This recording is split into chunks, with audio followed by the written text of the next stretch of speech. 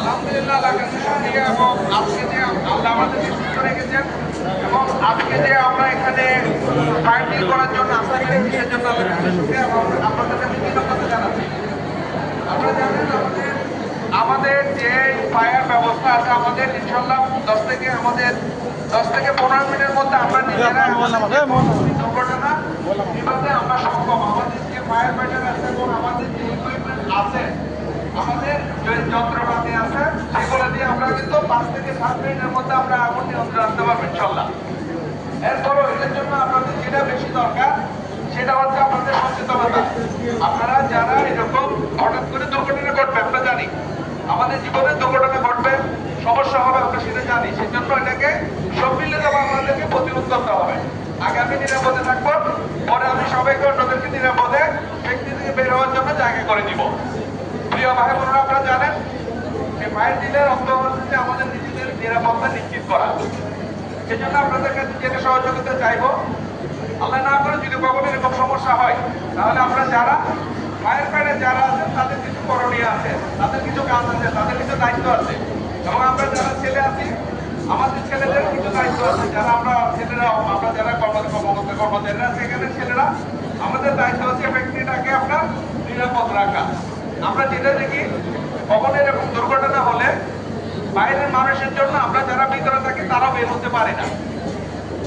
এই পর্যন্ত যতগুলো দুর্ঘটনা হয়েছে যারা বাইরে থেকে আসছে তারা তো কোনো ফ্যাক্টরির উপকার করে নাই, বরং আরো অপকার করছে। যে চুরি করে নিয়ে যাচ্ছে জিনিসপত্র, ঢুকে এখানে অপকার করার জন্য ফ্যাক্টরিতে ঢোকার পরে এরপরে জিনিসপত্র নিয়ে চলে যায় এবং আমাদের ফায়ার আপনার অগ্নি নির্বাপনের কাজকে আমাদেরকে আরো ওরা বিপদে ফেলে দেয়, আমাদেরকে সঠিকভাবে কাজটা করতে দেয় না। সেজন্য সবার কাছে আমাদের অনুরোধ, যদি আল্লাহ না করে যদি কখনো এরকম অগ্নি দুর্ঘটনা হয় আপনাদেরকে যেভাবে দিক নির্দেশনা দেওয়া আছে সেভাবে আপনারা বের হয়ে চলে আসবেন। আমরা যারা ছেলেরা আছে আমাদের দায়িত্ব হচ্ছে যে ফ্যাক্টরির বাইরে থেকে শুরু করে রাস্তা পর্যন্ত আমাদের ফ্যাক্টরিটাকে গঠন করে রাখা। আমরা হাত ধরে দাঁড়ায় থাকবো, আমরা শুধু সেখানে শুধু যারা আপনার রেস্কিউসে যারা থাকবে, যারা ফায়ার ব্রিগেডের মানুষ থাকবে, প্রশাসনের লোকজন থাকবে, আমরা শুধু তাদেরকে ফ্যাক্টরিতে ঢুকতে দিব। এই কথাগুলি কখনো আগে বলা হয় নাই, এখন বলতেছি কারণ আমরা সম্প্রতি আপনাদের একটা ফ্যাক্টরিতে এরকম রাত্রে দুর্ঘটনার সময় আমরা গিয়েছিলাম, আমরা দেখেছি যে আমাদেরকে স্বাভাবিক কাজ করতে দেয় নাই। আমাদের অনেকগুলো কর্মী বাইরে গেছে আগুন নেভানোর জন্য, বাট আমরা ঢুকতে পারি নাই। বাইরের লোকজন ঢুকে সেখান থেকে কাপড় চোপড় ফ্যাক্টরি থেকে নিয়ে চলে গেছে, যেটা আমাদের জন্য আসলে অনেক বেশি ক্ষতির সম্মুখীন হয়েছে আমরা। সেই জন্য আপনাদের সবার কাছে অনুরোধ থাকবে, এরকম যদি ঘটনা ঘটে তাহলে আমরা আমাদের ফ্যাক্টরির বাইরে এসে আমরা সবাই হাত ধরে দাঁড়ায় থাকবো, যাতে বাইরের মানুষ ঢুকতে না পারে, যাতে আমাদের ফ্যাক্টরিকেও ক্ষতি করতে না পারে। জিনিসটা আপনারা অবশ্যই মনে রাখবেন। ওই সময়ের মধ্যে বিপদের সময় মাথা ঠান্ডা রাখতে পারে না, ধৈর্য ধরে পরিস্থিতি মোকাবেলা করাটা হচ্ছে সবথেকে বুদ্ধিমানের কাজ। এই কাজটা আপনারা কখনো ভুল করবেন না। আমার ব্যক্তির 10 মিনিটও যদি আগুন জ্বলে তাহলে আমাদের ক্ষতি হওয়ার সম্ভাবনা নেই, কারণ আমাদের জানমালের আমাদের সমস্যা হবে না, জানের সমস্যা হবে না, আমাদের ব্যক্তিগতভাবে কোনো সমস্যা হবে না। সমস্যা হবে হয়তো আমাদের কিছু কাপড় চোপড় বা আমাদের কিছু মেশিনারি চ্যানেল পড়তে পারে, বাট আমরা কেউ কিন্তু ক্ষতিগ্রস্ত হবে না যদি আমরা 10 মিনিটও যদি সেখানে থাকি। সেই জন্য সবাই আমরা দেখছি, আমরা যখন প্র্যাকটিস করি ফ্যাক্টরি থেকে লিগেছে নড়ার মানুষজন বের হচ্ছে সর্বোচ্চ 5 মিনিট থেকে 5.5 মিনিট সময় লাগে। এই সময়ের মধ্যে কিন্তু আমরা এসে সবাই বের হয়ে যেতে পারি, আমরা নিজেদেরকে আমরা রক্ষা করতে পারবো। পরবর্তী যেটা করণীয় সেটা হচ্ছে যে বললাম এইরকম বিপদের সময় বাইরের লোকজন যাতে এসে আমাদের ফ্যাক্টরি থেকে লুটপাট করতে না পারে, যাতে জিনিসপত্র লুটপাট করে নিয়ে যেতে না পারে, সেজন্য আমাদের সবাইকে আমাদেরকে সচেতন থাকতে হবে। তাহলে কি বোনরা পারবে না? হচ্ছে পারবে, তারাও বাইরে থেকে আমাদেরকে সহযোগিতা করবে, নিজেদেরকে নিরাপদে রেখে আমাদেরকে সহযোগিতা করবে। সবাইকে ধন্যবাদ। এই জিনিসগুলো মনে রাখবেন। এটা শুধু আপনার এই নির্দেশনাটা শুধু অফিসের জন্য না, ফ্যাক্টরির জন্য না, নির্দেশনাটা আপনার পারিবারিক জীবনের জন্য, আপনার বাসার জন্য কিন্তু প্রযোজ্য। সবাই এটা মেনে চলবেন। নিরাপত্তার নির্দেশনা যেগুলো আছে সেগুলো আপনারা অবশ্যই মেনে চলবেন, যাতে আপনারা নিরাপদে থাকতে পারেন এবং আমাদেরকে অন্যদেরকে নিরাপদে রাখতে পারেন এবং যাতে ফ্যাক্টরিটা যাতে আমাদের নিরাপদে থাকে।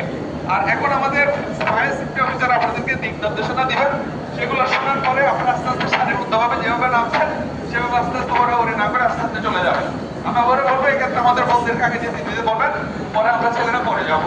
ধন্যবাদ সবাইকে।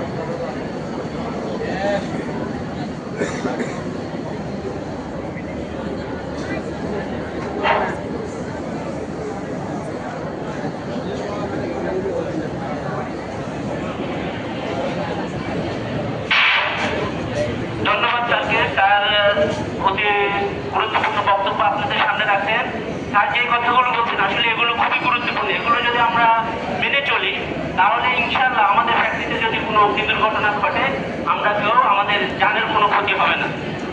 তার খুবই গুরুত্বপূর্ণ কথা বলছেন, এগুলো আপনাদের সবসময় মাথায় রাখতে হবে। আমাদের ফায়ার অ্যালার্ম বাজলে ফায়ার অ্যালার্ম বাজায় আমরা আপনাদেরকে আগে অ্যানাউন্স করি। যদি আমাদের ফায়ার অ্যালার্ম টেস্ট করা লাগে আমরা টেস্টে থাকে সেটা বলে দেয় যে ফায়ার অ্যালার্ম টেস্ট করা হবে, আপনারা কেউ আতঙ্কিত হবেন না। যখন কোনো এইসব অ্যানাউন্স ছাড়া ফায়ার অ্যালার্ম বাজবে বুঝতে হবে যে কোনো অগ্নি দুর্ঘটনা ঘটছে। আপনাদের আজকের মতো আমরা এটা কেন করলাম, এই প্র্যাকটিসটা এই জন্যই করলাম যদি কোনো দুর্ঘটনা ঘটে আমরা যেন আজকে যেভাবে নিরাপদে নিচে নেমে চলে আসছি এভাবে যেন আমরা নিরাপদে নিচে চলে আসতে পারি। ফায়ার অ্যালার্ম বাজলে আমরা কোনো কিছুর জন্য অপেক্ষা করবো না, আমরা সবাই দ্রুত পায়ে আমাদের কাছে যেই সিঁড়িটা যার কাছে কাছে সেই সিঁড়িটা ব্যবহার করে আমরা নিচে চলে আসবো। আপনারা কি বুঝতে পারছেন? তার এই কথাগুলো কি মনে থাকবে আপনাদের? তার এই কথাগুলো আপনারা মনে রাখবেন, তার খুবই গুরুত্বপূর্ণ কথা বলছে। তো আমরা চেষ্টা করি প্রত্যেক মাসে আমরা এরকম একটা ফায়ার ডিল করার জন্য, অগ্নি মহড়া করার জন্য। এটা শুধু আপনাদের স্বার্থের জন্য। এই যে আপনারা এখানে আপনাদের কাজ দেখে নিচে নিয়ে আসছেন, কোম্পানির লস হচ্ছে, কোম্পানির লস এটুকু কোম্পানি মেনে নিচ্ছে কেন?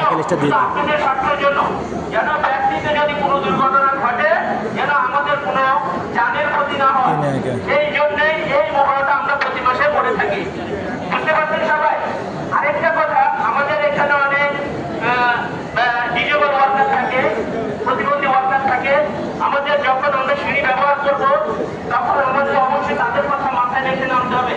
ডিজেবল ওয়ার্কার আমরা জানি আমাদের ফ্যাক্টরিতে কার পাশে গিয়ে ডিজেবল ওয়ার্কার আমরা তাকে চেষ্টা করবো নিরাপদে নিচে নেমে নামানোর জন্য। বুঝতে পারছেন? যারা মেটার্নিটি থাকে, মা থাকে, তাদেরকে আগে প্রায়োরিটি দিতে হবে। বুঝতে পারছেন? যারা প্রতিবন্ধী ওয়ার্কার তাদেরকে প্রায়োরিটি দিতে হবে, তার ক্ষেত্রে আপনারা সহযোগিতা করে নিচে নিয়ে আসতে হবে। এটাই হচ্ছে মূল কথা। আমরা যদি সচেতন থাকি, আরেকটা জিনিস, ফায়ার অ্যালার্ম বাজলে অনেক সময় আমরা আতঙ্কিত হই, আতঙ্কিত হওয়া যাবে না। এটা ফায়ার অ্যালার্ম, এটা রেগুলার একটা মহড়া। এটা বুঝতে হবে যে এটা কেন করাচ্ছি, যেন আপনারা আতঙ্কিত না হন। আপনারা ধীরে সুস্থে শৃঙ্খলাবদ্ধভাবে নিচে নেমে আসবেন। এসে আমাদের যে এখানে যে বাইরে আমাদের জায়গা আছে, ভিতরে জায়গা আছে, এখানে এসে সবাই সারিবদ্ধভাবে দাঁড়াবেন, কিন্তু কেউ বাইরে গিয়ে দোকানপাটে চলে যাবেন না। আমাদের একটা জিনিস, বাইরে যেটা আমরা আয়োজন করি, আপনারা জায়গা নিতে যান, আপনারা না দাঁড়ায় আপনারা বিভিন্ন দোকানপাটে চলে যান, দোকানপাটে গিয়ে আড্ডা দিচ্ছেন। এটা কিন্তু মূল মহড়ার কিন্তু না। আমরা কি করি, আমরা হেড কাউন্ট করি আমাদের ফ্যাক্টরিতে সকলে কতজন ওয়ার্কার ঢুকছে, এবং আমরা যখন অগ্নি মহড়া করি, ফায়ার ডিল করি, তখন কতজন ওয়ার্কার আমাদের নামছে। যদি সেখানে কম বেশি হয় তাহলে আমরা বুঝতে পারবো যে কেউ হয়তো উপর থেকে নামে নাই অথবা কেউ চলে গেছে। এই জন্য এটা করা যাবে না। সবাইকে সারিবদ্ধভাবে মহড়ার যে গুরুত্ব সেটা গুরুত্ব দিতে হবে। তো আমি আপনার কথা বেশি বললাম না, স্যার আমার কথাগুলো সব বলে দিচ্ছে, আপনারা তাদের কথাগুলো খেয়াল রাখবেন। তো ধন্যবাদ। আমি আরেকটা জিনিস বলবো, আমরা যখন এখন মহড়া শেষ করবো, আমরা দেখা যাচ্ছে যে সবাইকে কার আগে উপরে উঠবো, এটা করা যাবে না। আমরা ঠিক যেভাবে ধীরে ধীরে নিচে নেমে আসছি দ্রুত পায়ে, ঠিক সেইভাবেই আমরা আবার যার সিঁড়িটা যেখান দিয়ে গেলে আমি আমার মেশিনে পৌঁছাতে পারবো সেই সিঁড়িটা আমরা ব্যবহার করবো। তো আমি প্রথমে বলবো মেয়েরা আগে যাবেন, মেয়েরা আগে ধরে চলে যাবেন, তারপরে ছেলেরা যাবে। ছেলেরা আর মেয়েরা একসাথে যাবেন না। আগে কারা